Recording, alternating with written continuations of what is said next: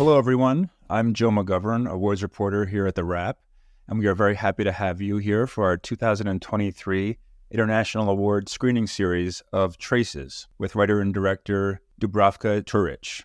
And now, before we begin, let's take a look at the trailer for Traces. Kao mistične kamene oznake jedinstvenog pogrebnog kulta, mirila nam prenose običaje i vjerovanja cijele jedne nestale generacije.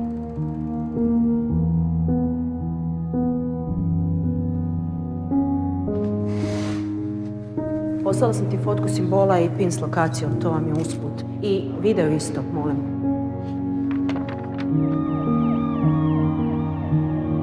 S čim se baviš? Pišem knjigu. A ko će je čitati?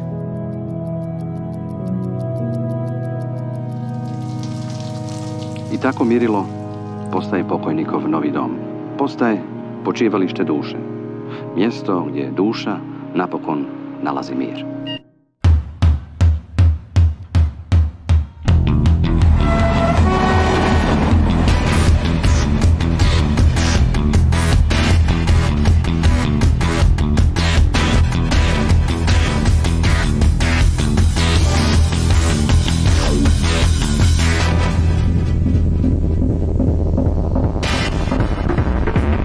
Nije zarazno.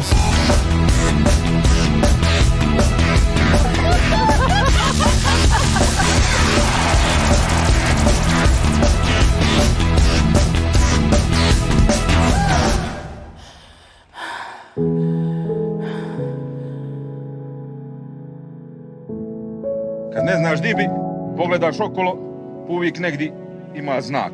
Samo treba gledati.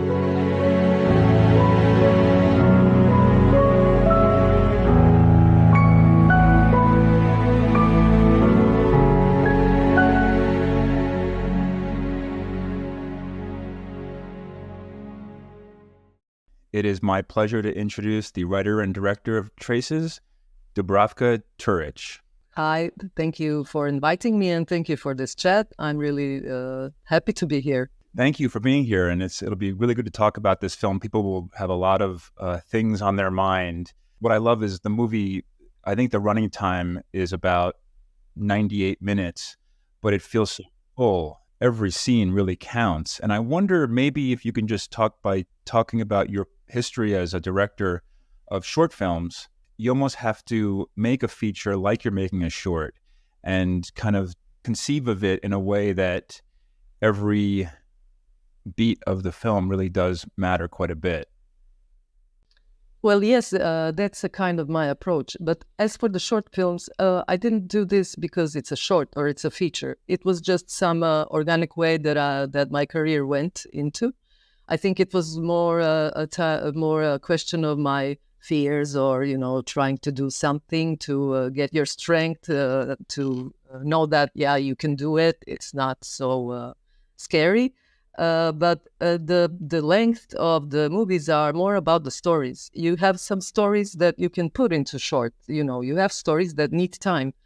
Traces have a story that really needs time. It's a process of one woman, of her intimacy, of the changes. So you need time for that.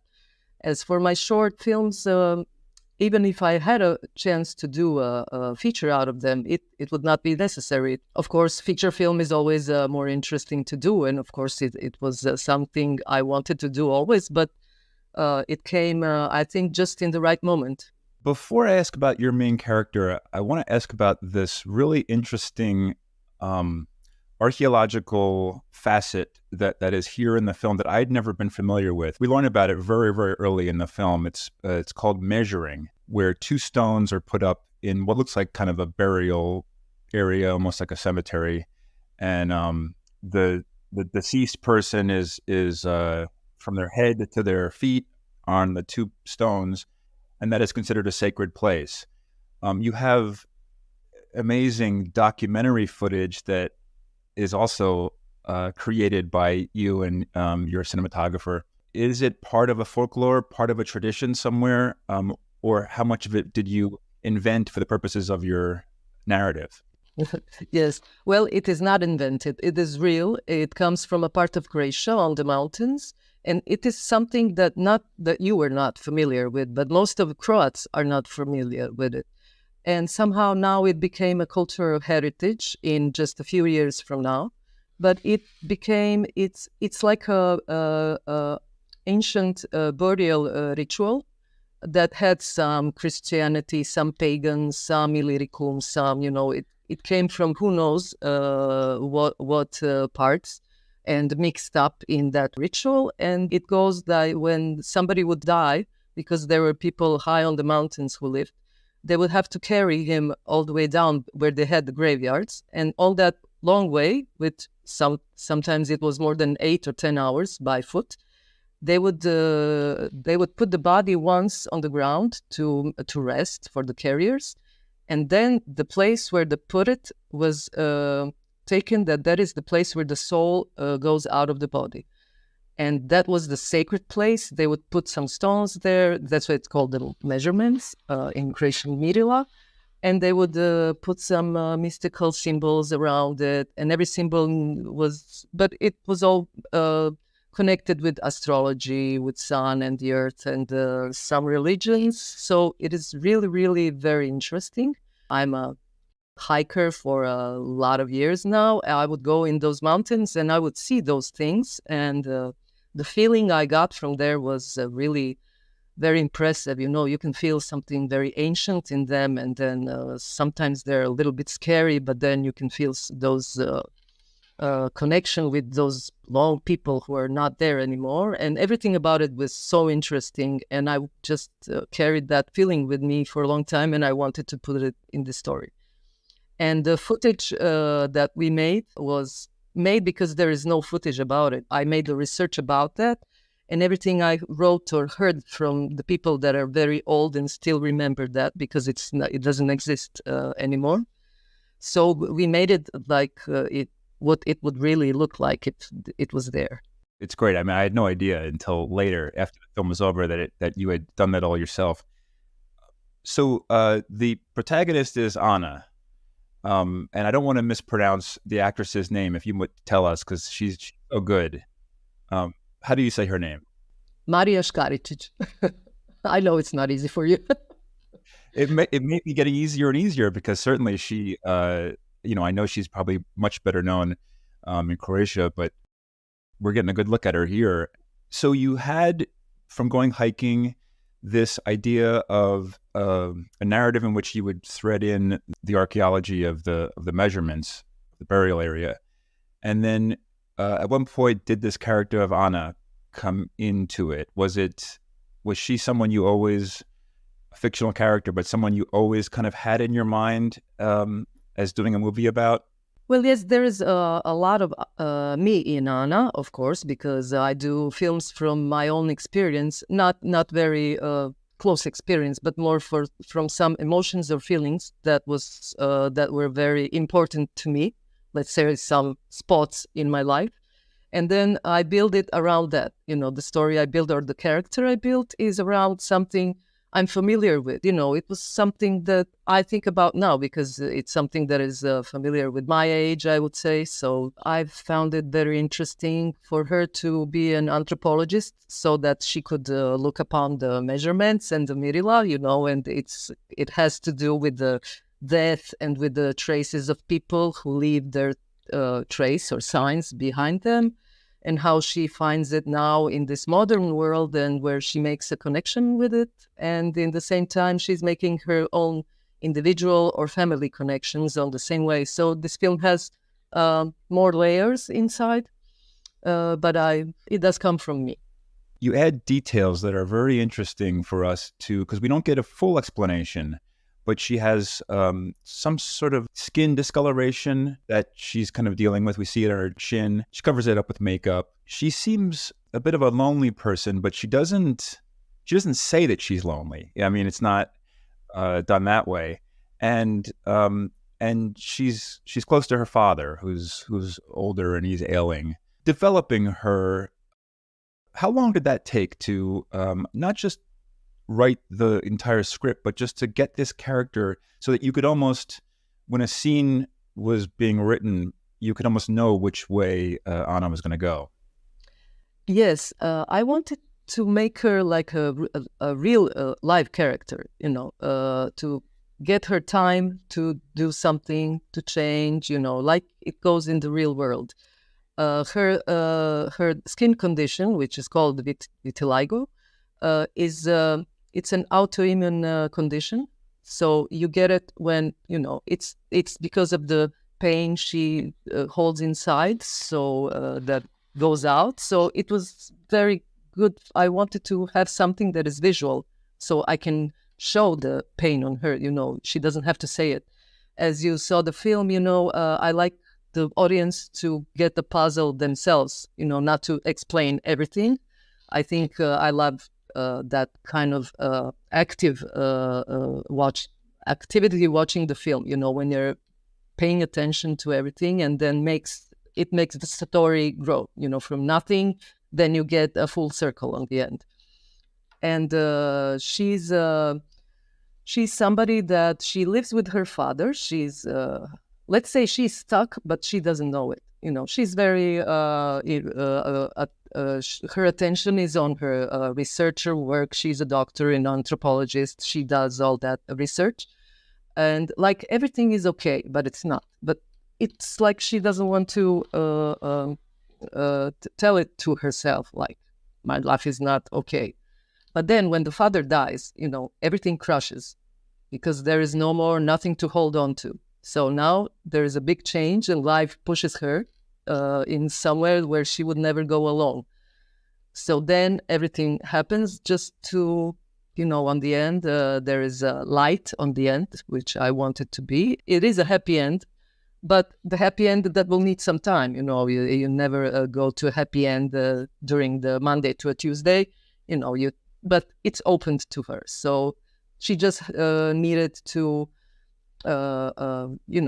just take life as it is, put all the pain outside, and, just to go on, not being stuck anymore.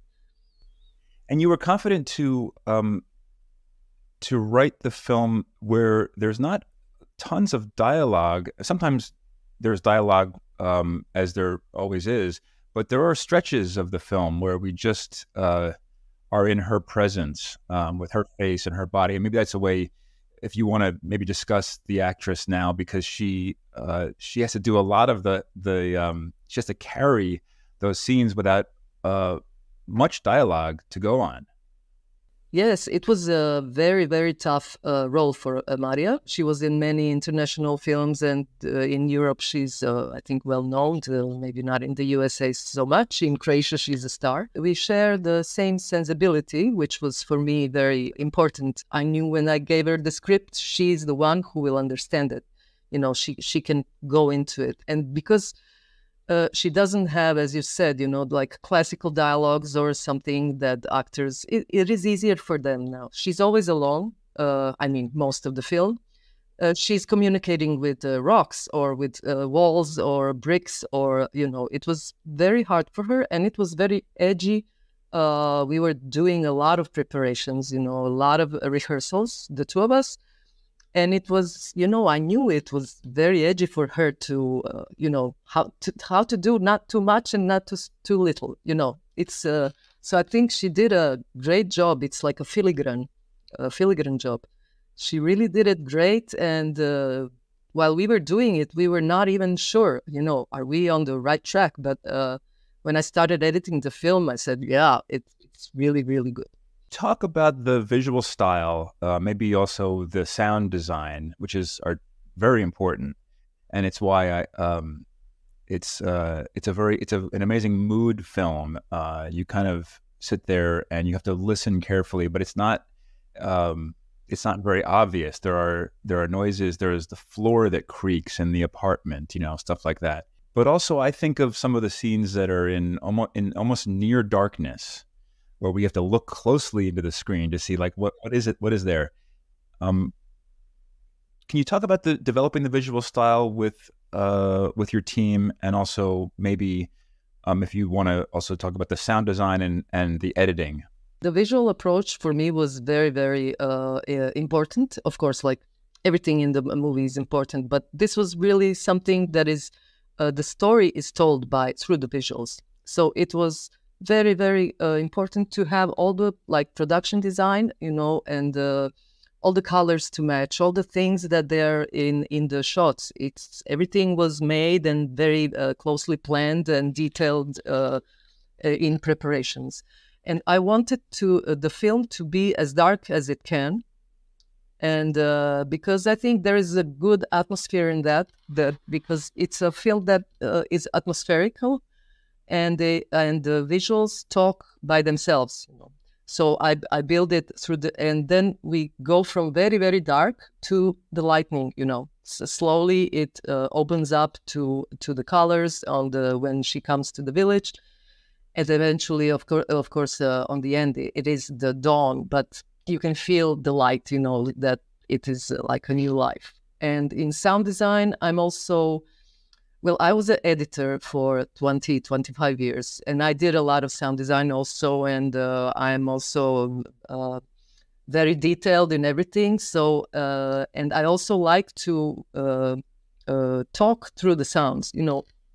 All those things we have when we make a movie, it's not just dialogue or just actors or just...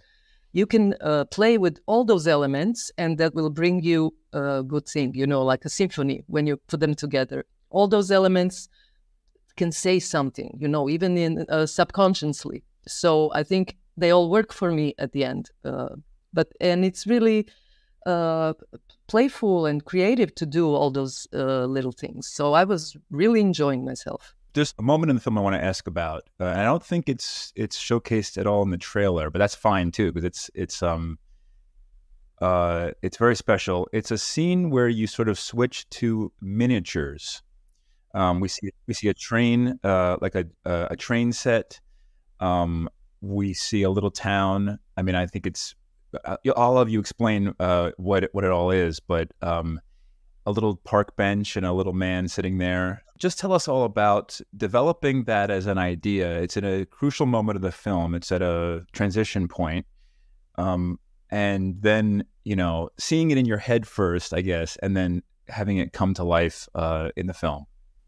Well, thank you for saying this. I really love that scene. And I always wanted to make it. And sometimes my colleagues would say, what, you want small miniatures? But I really... I never wanted to be very direct in this film.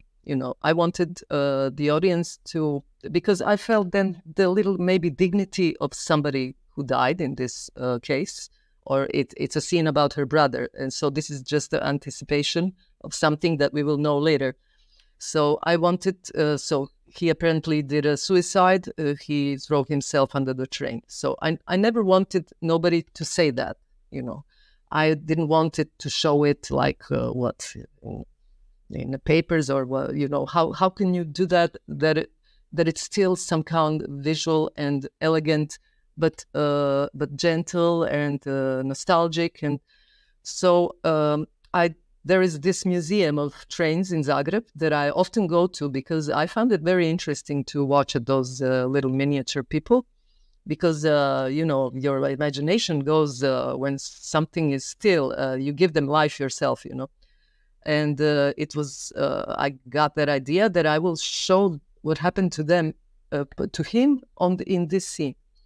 And I'm very fond of that scene. So the little guy is the father who is on the bench. He's on the grave. The brother is standing on the tracks. The train is coming, I wanted to do like a little bit, action scene from that. And I'm really fond of it because I found a way to tell a story through some, maybe a little bit different elements than maybe it's standard storytelling.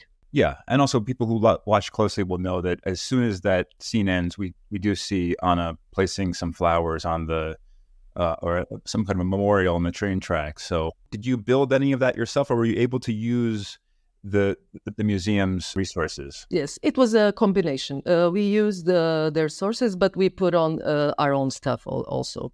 But it was a good combination. I wanted to ask about a little bit more about the post-production and the actual editing, because I'm wondering if as you say, you're not a filmmaker who wants to tell the audience everything.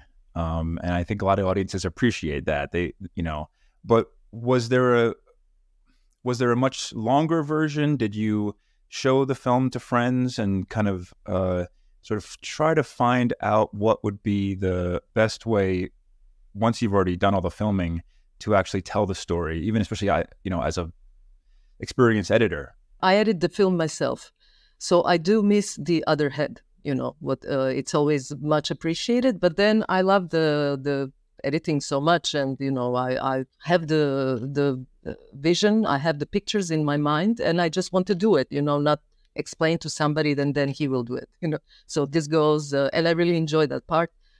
So then when I did the first draft, but it's something that I always do. I call 3 or 4 people that I believe in their opinion. They watch the film, they tell me what they think, then I do some corrections, and, I don't take all the stuff somebody tells me, but I can hear what I think collides with some maybe moments that are not so good, and then thinking third draft was the final. But it was not so much different than the final that I have seen. Maybe there was 2 scenes that were a little bit confusing, so I took them out, or just they didn't bring anything new, so I put them out. Even, you're always very... it's hard to put anything out when you do 5 years of work, and then oh my gosh, I worked on this for 6 months, and now you just... one button and it disappears. But I always wanted to do the best for the film, and there's no space for ego, for anything. We showed it 2 or 3 times. Once we went in the theater, and I was really listening what people had to say. It premiered at the Warsaw Film Festival? Yes, exactly. And after Warsaw, we went to Tallinn Film Festival also. So we had 2 A festivals in just 1 month, which was great. And then we went to a 1-year festival life, and we got a lot of awards for directing for the movie. Marija got a lot of awards for like a main actress. So I'm really pleased. What was it like to get feedback from audiences who, many of them would have, at film festivals, of course, gone in there without knowing anything about the movie, which is the best experience.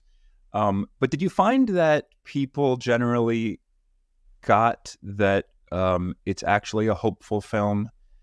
Because it is, there are dark passages, but I'm curious about your experience in talking to audiences and doing other Q&As and stuff, and whether that what you had wanted to achieve did actually resonate with them. Yes, it did. And this was in Warsaw. I was really, really nervous. It was the world premiere, and it is not in my country. So you always have that international test, does the story collide with other cultures, with other social differences or something.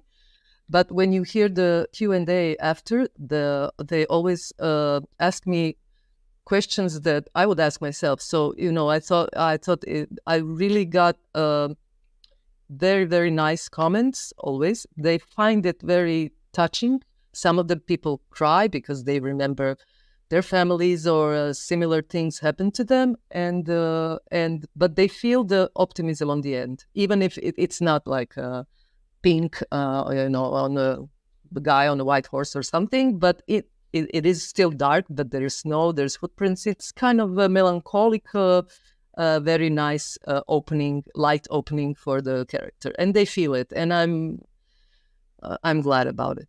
Speaking as a male audience member, that it's about a woman and her experience doesn't prevent me at all from completely identifying, and because you're like, what is it like that she's somewhat uncomfortable in public because of the skin condition? Well, we all have some version of that. The parental loss is something that or loss of any kind of someone we loved. So I wanted to just finish by asking about this incredible selection. Every year, each country sends one movie for the best international feature category at the Oscars, and Croatia has selected Traces, your movie, which is just wonderful. I mean, just to say it is a movie about a woman in her 40s. It's about it's subtle. It's asking us to kind of identify and turn ourselves over to it emotionally. So how do you? I mean, you must be very proud. How do you feel with this selection? I mean, this is the best thing that can happen to director, right? Or not just director, but to the whole crew and to all the authors who were beside this film. We are really happy and very proud. We are representing a country.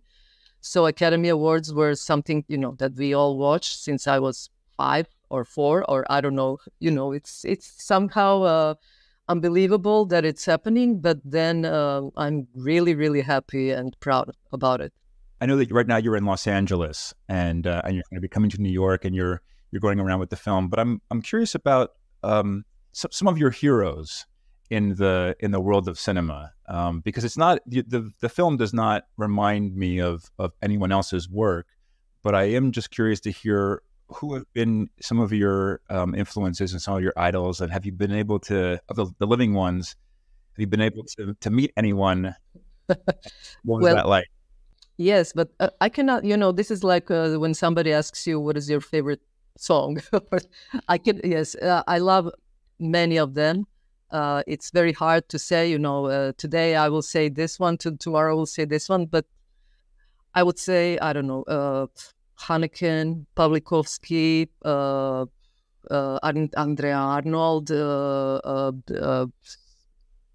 Jim Jarmusch. But there's really a lot of them. I'm a big filmophile from my student days.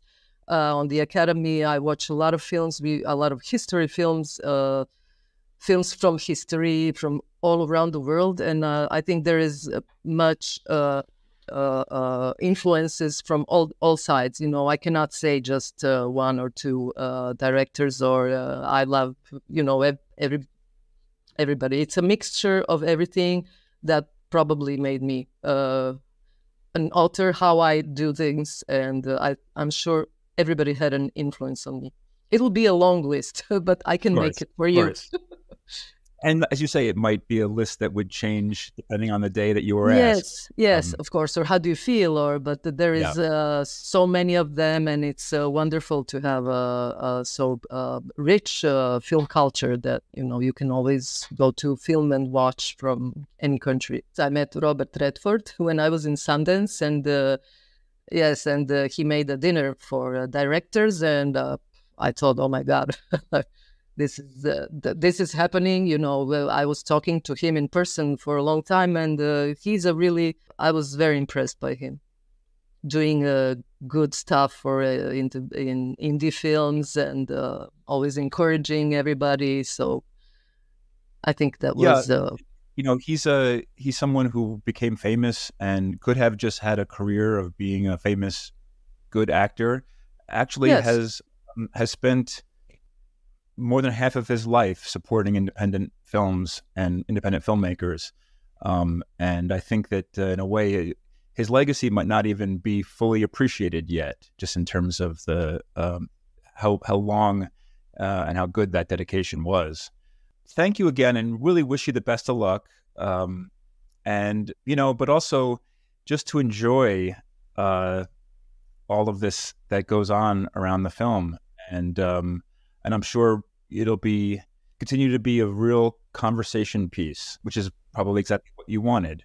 Yes, yes, I am. I'm really enjoying everything that is happening with the film. I'm very proud, and thank you for seeing the film, for understanding it. And I really appreciate you telling me that as how you felt the film as a man. It's a film about a human being, it doesn't have to be Yeah, I think that audiences will get that. Thank you so much. Congratulations. Thank you. See you. Bye. Thank you for joining us today, and be the first to know about upcoming WRAP screenings and get access to exclusive content and premium events by becoming a WRAP Pro member. And for all screening information, including past screenings, please visit TheWrap.com and go to the events tab in